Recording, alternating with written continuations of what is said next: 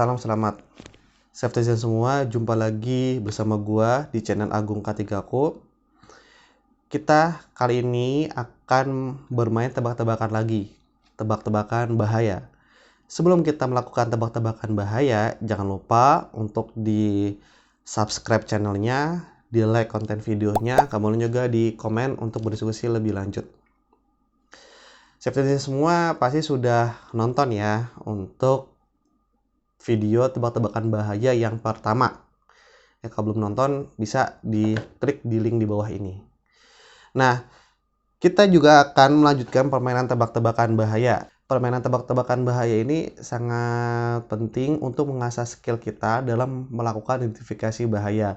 Sekali lagi, gue ingatkan bahwasanya identifikasi bahaya adalah hal yang paling dasar dalam ilmu kesehatan dan keselamatan kerja. Karena dengan mengidentifikasi bahaya, kita dapat menentukan tindakan pengendalian. Nah, sebaliknya, kalau misalnya kita tidak bisa menentukan ada bahaya apa di sana, maka kita tidak akan melakukan tindakan apapun. Dan pada akhirnya, malah justru dengan tidak melakukan tindakan apapun, kita bisa mendapatkan kecelakaan. Oleh karenanya, kita harus selalu untuk menambah ilmu ya terkait dengan identifikasi bahaya. Citizen semua, gue punya gambar ya untuk tebak-tebakan bahaya. Nah, gambar ini dari NIOSH, yaitu adalah National Institute of Occupational Safety and Health dari Malaysia ini ya. Nah, gambarnya bisa dilihat di sini. Ya. Silakan bisa dilihat gambarnya, perhatikan baik-baik. Oke. Gambarnya ini gambar manual ya, seperti arsirannya tuh seperti zaman SD dulu ya kita ya. Arsirannya pakai pensil warna. Anyway, tetap tidak mengurangi esensi ya dari permainan untuk mengidentifikasi bahaya. Ya, sekali lagi silakan untuk mengidentifikasi. Rekan-rekan semua ya, citizen semua, kita bisa mengamati di sini ada 1, 2, 3, 4, 5, 6 ya. Ada 6 orang. Ya, tapi ada berapa ya bahayanya ya kira-kira ya? Dan apa aja bahayanya? Coba diamati lagi. Oke. Ya, ini bahayanya ya. Tidak mesti ada di orang ya. Kadang juga ada di kondisi sekitarnya. Ingat, untuk bahaya itu terdiri dari unsafe act dan unsafe condition. Jadi tidak hanya berupa tindakan tidak aman, tapi juga terkait dengan kondisi yang tidak aman. Oke, citizen semua. Jadi ada beberapa bahaya yang citizen temui? 5, 6, 20, 30? Ya, kalau dari gua mengelompokkan menjadi ada 10 bahaya dalam gambar ini. Ya, kalau citizen semua jawabnya kurang dari 10 ya bisa memperhatikan ya video ini sampai habis ya. Tapi kalau misalnya jawabannya lebih dari 10, ya bagus banget tuh untuk tulis di kolom komentar kira-kira bahaya apa aja yang miss dalam penjelasan gua berikut ini. Citizen semua, untuk bahaya pertama kita bisa melihat di gambar sebelah kiri, di mana di situ ada orang yang sedang menelepon dengan kaki bangku yang terangkat dan ke belakang posisinya. Ya, bahayanya sangat jelas. Yang pertama, dengan posisi seperti ini pasti keseimbangannya sangat kurang sehingga bisa jatuh ya orangnya beserta bangku-bangkunya. Dan ini kalau jatuh dia akan jatuh ke belakang ya. Kalau bahasa Jawanya itu nggak meledak gitu ya. Nah, ini kalau jatuh ke belakang risikonya kena di bagian leher sini ya, bagian punuk ya kalau kata orang Jawa. Nah, ini bisa menimbulkan cedera yang sangat serius, bisa mengakibatkan kematian. Karena memang di sini banyak sekali pusat-pusat saraf ya, yang mana kalau misalnya mendapatkan hantaman, nah ini kita bisa mengalami ya, luka yang sangat-sangat parah. Makanya ketika tinju ya, olahraga tinju itu dilarang untuk memukul sebelah sini. Citizen semua, kalau kita perhatikan baik-baik, di orang yang nomor 1 itu juga di tangan kirinya sebenarnya sedang memegang rokok ya, kayak seperti cerutu sih sebenarnya, dimana debunya itu dibuang ke tempat sampah ya. Itu makanya ketika kita melihat tempat sampah, kita bisa melihat kayak ada asapnya gitu di tempat sampah. Kita juga bisa melihat di tangkirnya itu juga mengeluarkan asap. Nah, ini tentunya sangat berbahaya ya, karena kalau kita lihat di tempat sampahnya sebenarnya itu tempat sampah campuran, di mana di situ ada kertas ya, ada plastik. Dan kalau misalnya kena debu rokok yang dia ada baraknya, nah itu bisa mengakibatkan kebakaran. Self-design semua untuk nomor satu ini ya, kita bisa tegur langsung orangnya agar orangnya ini menelpon dengan benar ya, menelpon dengan kursi yang tegak, kemudian juga untuk tidak merokok di dalam ruangan. Kalaupun mau merokok, ya harus ada ruangan khusus yang menyediakan juga untuk asbak khususnya yang tidak dicampur dengan sampah-sampah domestik ya, seperti kertas atau plastik. Kemudian yang kedua ini kita lihat orang yang sedang memukul palu. Mungkin sekilas kita pernah melakukan aktivitas ini ya di rumah ya. Nah, sebenarnya ketika kita melakukan aktivitas dengan bahu kita di bawah dari tangan ya seperti ini, nah ini bisa menimbulkan gangguan pada otot-otot bahu sehingga akan lebih mudah pegal, nyeri gitu ya. Perih juga kadang-kadang. Nah, untuk mengatasi ini sebenarnya kita bisa untuk menggunakan tangga yang dipegangi sama orang ya, sehingga posturnya akan lebih ergonomis gitu.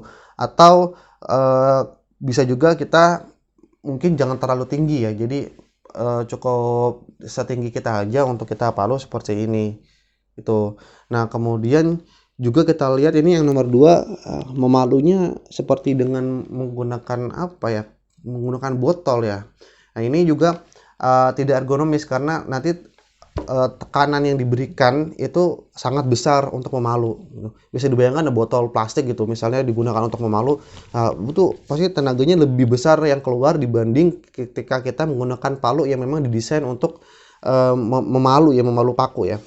Tuh.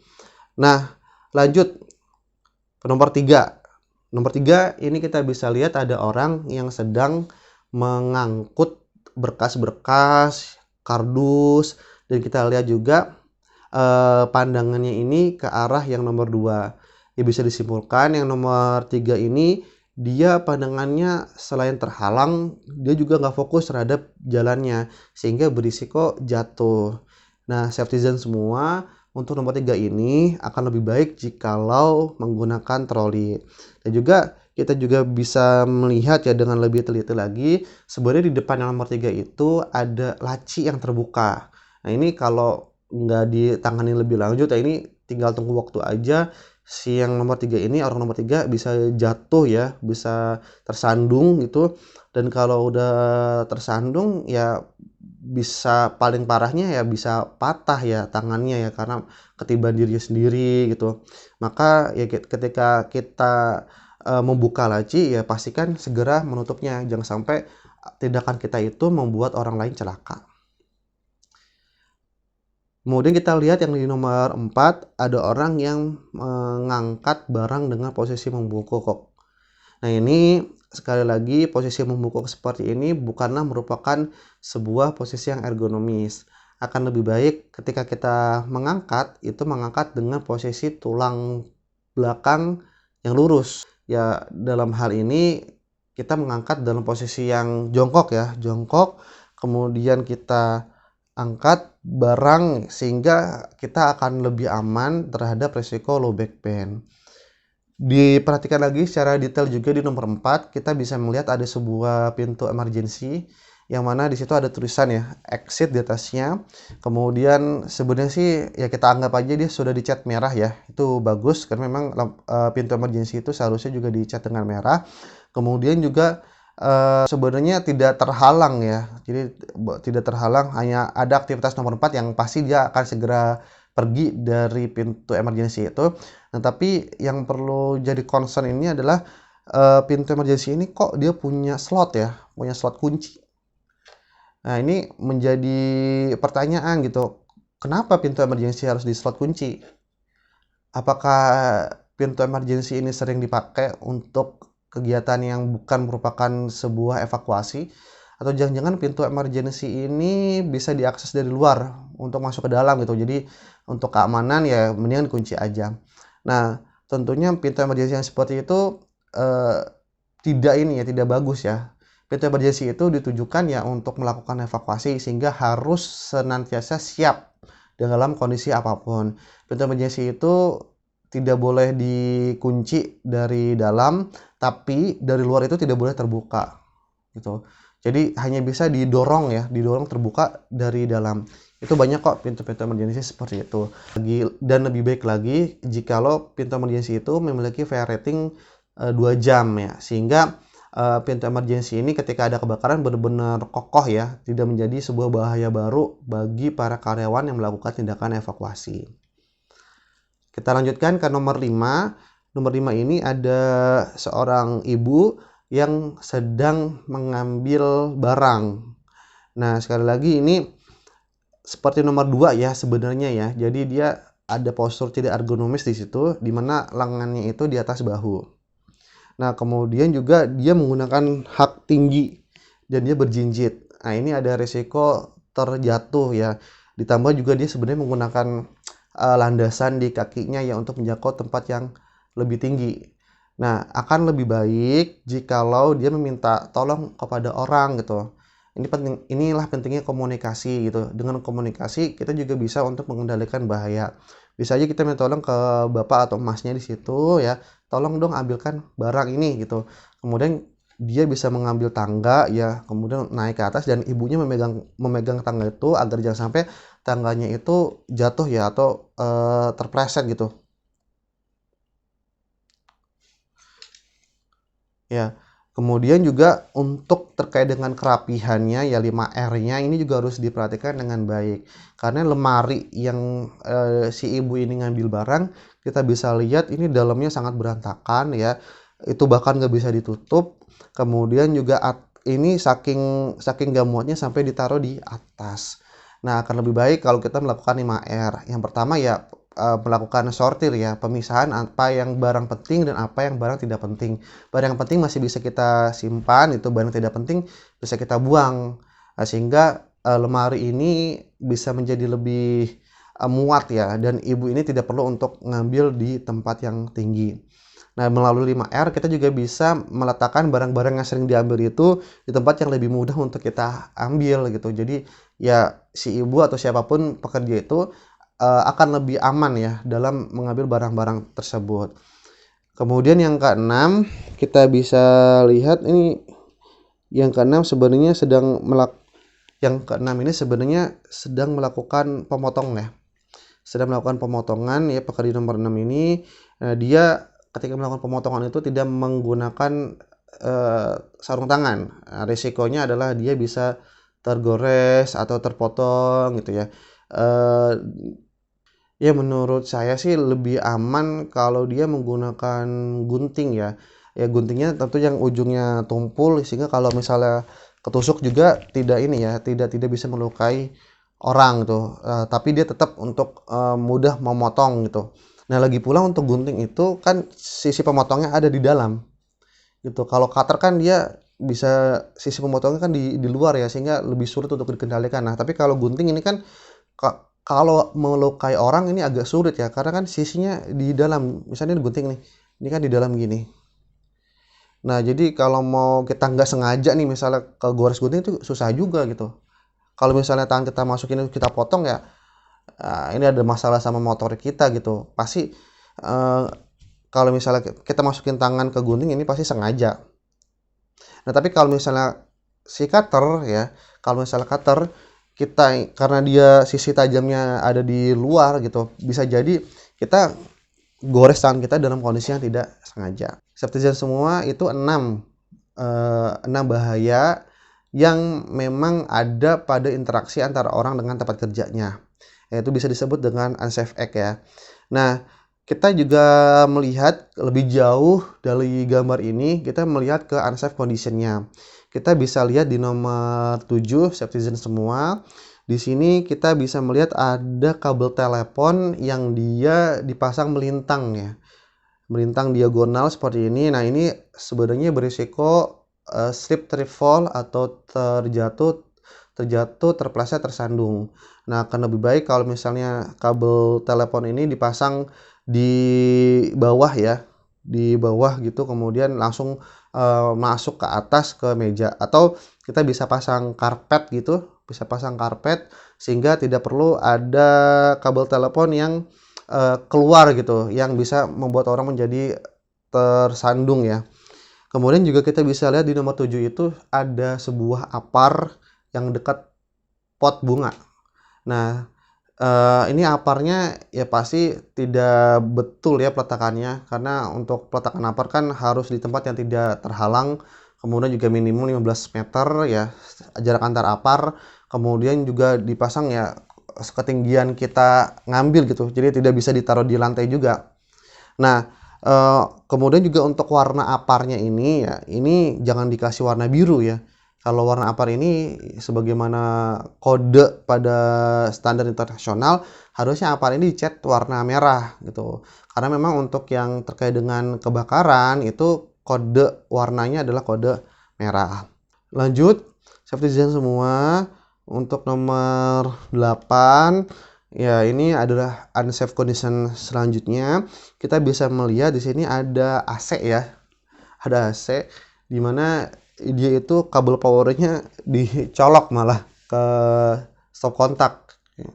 Nah, ini agak aneh juga ya, kok dia nyoloknya ke stop kontak ya. Biasanya kalau AC itu kan dia langsung ke ini ya, langsung ke panel-panel gitu. Kalau di stop kontak sistem colok itu rawan karena dia kan voltasenya tinggi ya, takutnya malah ada korsleting, kebakaran, overload gitu. Apalagi kalau misalnya colokannya ini digabung dengan colokan komputer gitu ya. Nah, ini dan ini digabung dengan ini ya, dengan extension atau kalau bahasa Indonesia disebut dengan T gitu ya. Nah, ini pasti bisa berisiko overload nih atau overheat dan akhirnya nanti mengakibatkan korsleting. Kita juga bisa melihat di situ di nomor 8 ada cangkir ya. Cangkir ya kita nggak tahu isinya apa ya. Kalau kosong ya berarti aman. Tapi kalau misalnya di situ ada airnya, ya ini ada resiko kesetrum. Kemudian kita lihat lebih detail lagi di nomor 9, itu ada lantai yang terkelupas ya. Ini kita nggak tahu nih ini lantai atau karpet ya sebenarnya ya. Kalau karpet masang kotak-kotak gini agak ini juga ya, agak susah juga ya. Nah, ini anggaplah ini lantai ya, kita anggap ini lantai. Kalau misalnya lantainya terkelupas seperti ini ya risikonya kembali lagi ke slip trip fall, tersandung, terpleset dan terjatuh. Nah, ini harus diperbaiki. Dan yang terakhir yang ke-10 mungkin agak kurang terlihat ya, tapi kalau kita zoom kita akan bisa melihat bahwasannya nomor 10 ini sebenarnya ada mesin kopi yang bocor. Nah, kopinya itu udah kemana-mana. Nah, di situ